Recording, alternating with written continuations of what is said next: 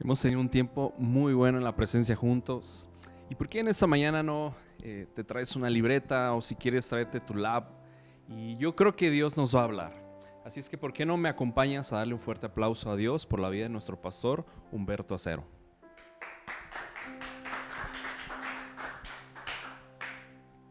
Hola, ¿qué tal? ¿Cómo están? Muy buenos días. Qué gusto verlos en esta primera reunión de domingo.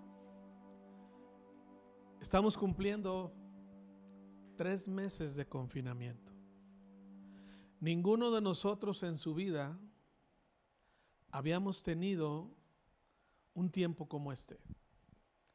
No ha sido fácil. No fue sencillo para muchos. Por primera vez convivimos muchos de nosotros en casa todo el día con toda nuestra familia y la verdad no estábamos acostumbrados. No fue fácil. Hay muchos que están preocupados, cansados, agobiados. Y esta plática creo que te va a ayudar. Te va a ayudar mucho. Déjame decirte por qué. En el libro de Primera de Samuel, capítulo 22, vemos a un David que está huyendo porque es perseguido por el rey Saúl. Está cansado, está agotado, ya tenía mucho tiempo que lo estaban persiguiendo, andaba escondiéndose por los campos, por los valles, por diferentes lugares, preocupado, cansado, angustiado. Déjame decirte que David escribió algunos salmos en donde describe cuál es su circunstancia.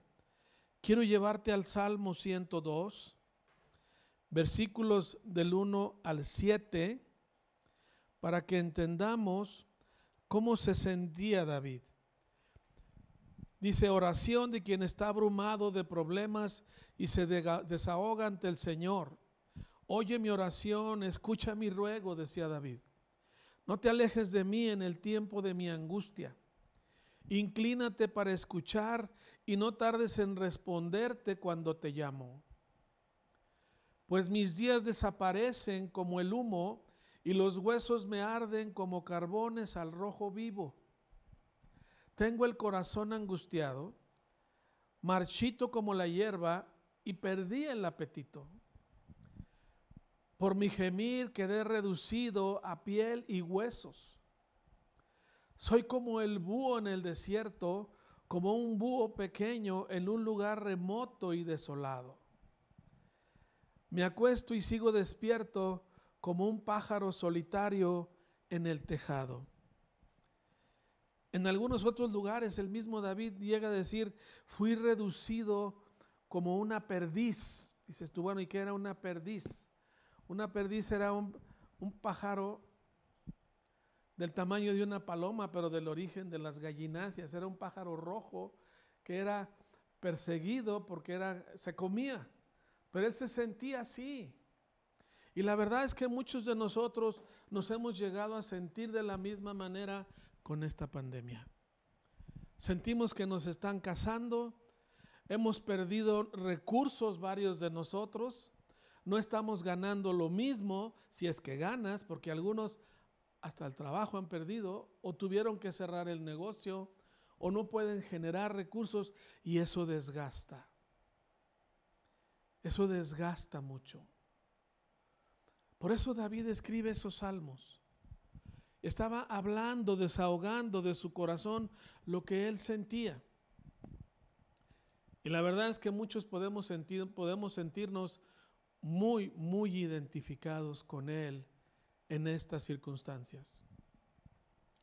El rey Saúl estaba muy enojado y había intentado matarlo 2 veces. Lo perseguía constantemente, había muchísima presión. De hecho, cuando él huye hacia a un lugar diferente, es porque había Saúl creado un cerco para agarrarlo y matarlo. Estaba bajo mucha presión, bajo mucha angustia. Y creo que todos nos podemos identificar en algún momento con lo que estaba viviendo el rey David, que para entonces todavía no era rey. Había sido ungido para ser rey, pero aún vivía el rey Saúl.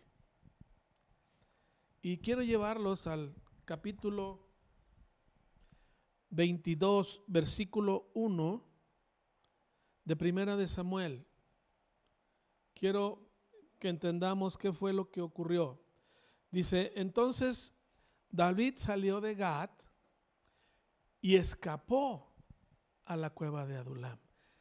David escapa, estaba siendo cercado, estaban a punto de matarlo y él sale huyendo y se va a una cueva, a la cueva de Adulam. Al poco tiempo sus hermanos y demás parientes se unieron a él ahí. Toda su familia se fue con él, se van con él a esa cueva. Esa cueva era una formación rocosa a no mucha distancia de Jerusalén, pero él va y ahí se refugia, ahí se mete. Versículo 2 dice, luego otros comenzaron a llegar, hombres que tenían problemas o que estaban endeudados o que simplemente estaban descontentos.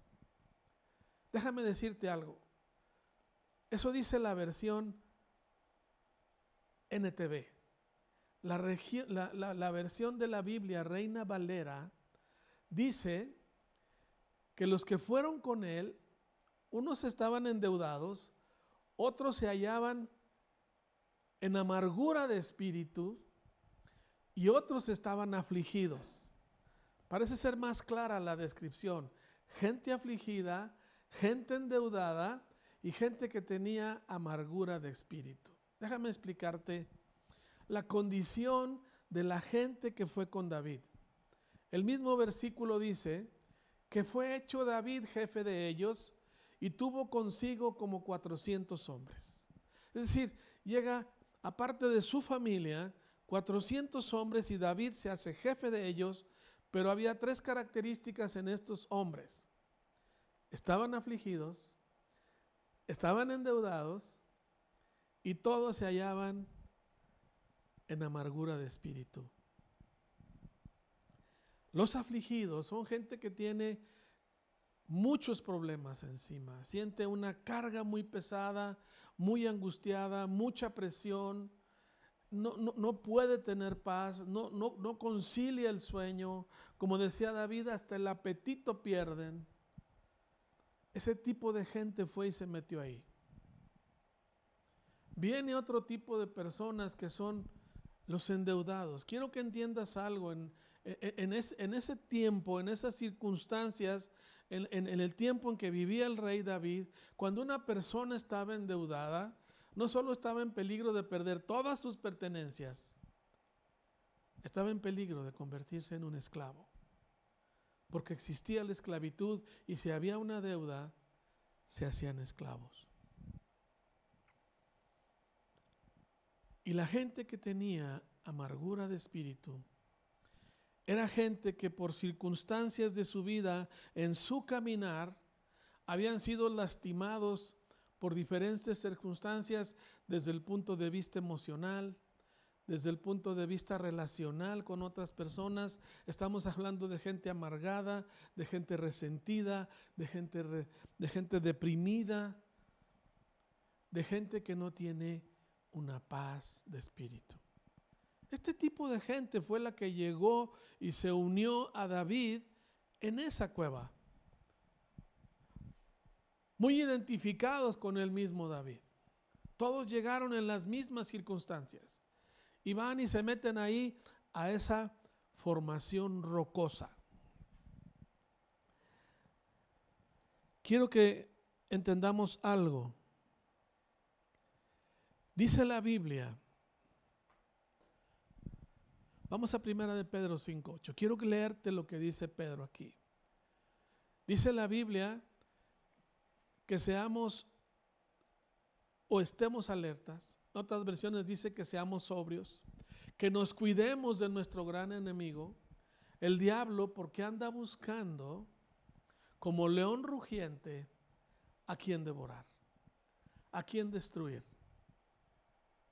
Por eso tú y yo nos sentimos como nos sentimos. Pero es tiempo de ir a la roca, a la piedra. Y tú dirás, bueno, ¿a qué se refiere esto? Yo te voy a explicar a quién debemos de ir. A Jesús. Debemos de ir a Jesús. ¿Por qué a Jesús, amado? Vamos a leer Hebreos 2:18. Dice este versículo, pues en cuanto Él mismo padeció siendo tentado, es poderoso para socorrer a los que son tentados. Por tanto, hermanos santos, participantes, no, perdón, ese no es el 18 nada más, disculpen. Hay que entender algo. Él es poderoso para socorrernos, para ayudarnos. Y quiero que entiendas algo. La Biblia nos habla de en dónde debemos tú y yo construir nuestras vidas. Vamos a Mateo capítulo 7 del 24 al 25. Fíjate lo que dice el Evangelio. El Evangelio. Cualquiera pues que me oye estas palabras y las hace, le compararé a un hombre prudente que edificó su casa ¿sobre qué? Sobre la roca. Un hombre prudente es el que edifica su vida sobre la roca. Sobre la roca. Mucha gente piensa que el hablar sobre la roca está hablando de la palabra de Dios, y en cierta forma lo es, pero aquí se está refiriendo a Jesús. El ir a Jesús nos da el descanso, nos da la libertad. Ve el siguiente versículo. Descendió lluvia, vinieron ríos, soplaron vientos y golpearon contra aquella casa y no cayó porque estaba fundada sobre la roca. El ir a Jesús, amados, significa encontrar nuestra pronta ayuda y nuestro socorro. Dice la Biblia que Jesús dice: venid a mí todos los cansados y fatigados y descansen en mí. Descansen en mí. Yo los haré descansar, dice Jesús.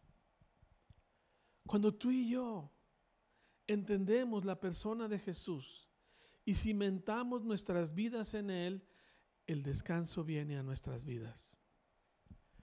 Quiero leerte qué fue lo que pasó con aquellos hombres, con David en aquella cueva. Vamos a Primera de Crónicas, capítulo 11, versículo 10. Quiero que veas algo.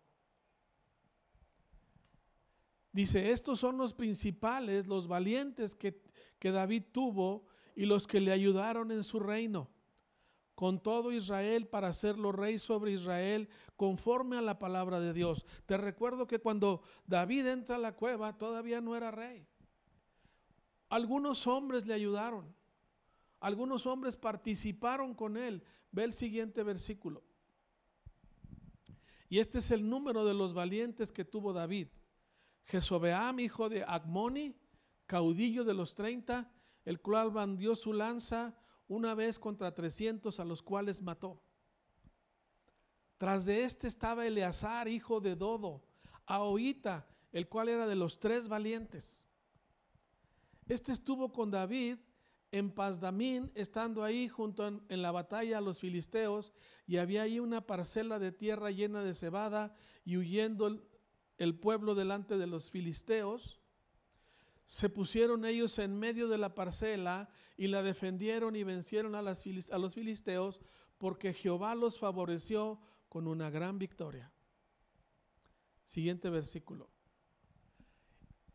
Y 3 de los 30 principales descendieron a la peña a David, a la cueva de Adulam, estando en el campamento de los filisteos en el valle de Refaim. ¿Qué quiere decir esto?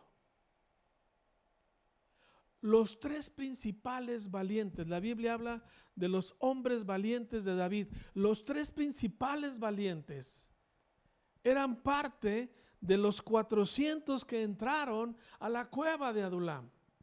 ¿Cómo entraron? Afligidos, endeudados y con amargura de espíritu. ¿Cómo te explicas que años después estos hombres fueron los que ayudaron a David y entre estos hombres, muchos de los que estaban ahí fueron los ayudantes de David que lograron establecer su reino y llegaron a ser los más valientes porque fueron a la roca, al igual que David. David establece el reino de Israel porque supo ir a la roca, supo ir y cimentar su vida. Quiero que entiendas algo. Dios quiere que tú y yo le conozcamos,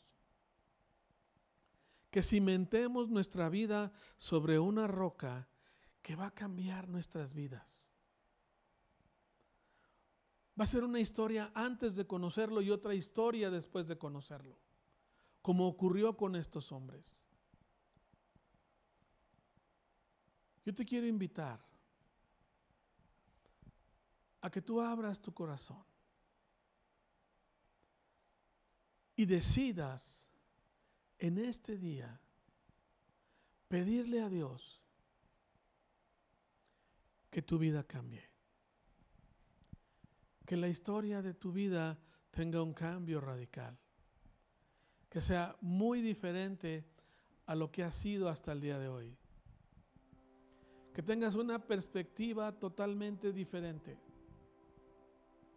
que seas internamente transformado por conocer quién fue Jesús y lo que Jesús ha hecho por ti, porque ya lo hizo. Él ya fue a la cruz y Él cargó con todos tus pecados, con todas tus dolencias, con todas tus aflicciones y las llevó a la cruz. Amados, el cristianismo no es luchar por portarse bien. El cristianismo consiste en conocer a Jesús y entender lo que Él ya hizo por nosotros y decidir amarlo y obedecerlo por lo que Él ya hizo. Eso es lo que cambia nuestras vidas. Cimentar nuestra vida, nuestro caminar, nuestro proceder en la roca que es Jesús. Te voy a pedir que cierres tus ojos y vamos a hacer una oración muy sencilla para que tú abras tu corazón y tu vida cambie. Padre, hoy decido reconocer que he vivido erróneamente, que he cometido errores, que me he desviado y no he hecho lo correcto, que he pecado en contra tuya y en contra de otras personas. Pero hoy decido arrepentirme y decido ir a la roca. Decido ir a Jesús y pedirte, Señor, que vengas a mi vida. Te acepto como mi Señor y Salvador, porque quiero empezar una nueva vida, dejando lo viejo atrás y entendiendo que todas las cosas serán hechas nuevas. En el nombre de Jesús. Amén. Amén.